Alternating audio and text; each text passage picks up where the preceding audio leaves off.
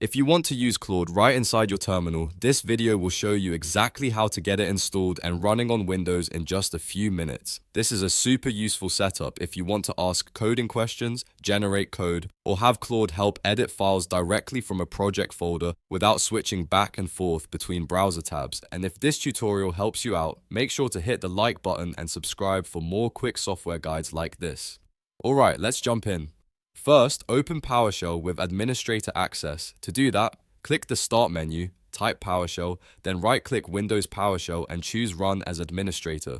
This step is important because the installer may need the proper permissions to set everything up correctly on your system. Once PowerShell is open, you're ready to install Claude Code. Paste this command exactly as shown, then press Enter.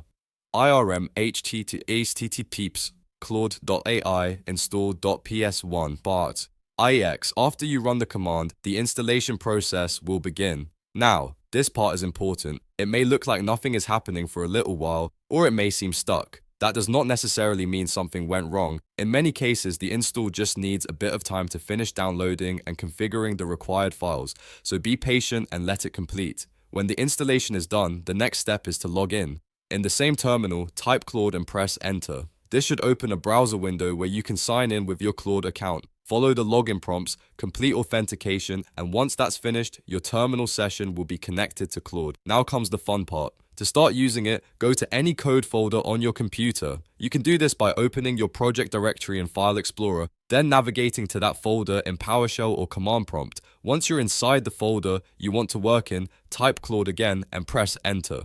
From there, you can start asking questions, generating code, or even having Claude help you edit files directly in that project.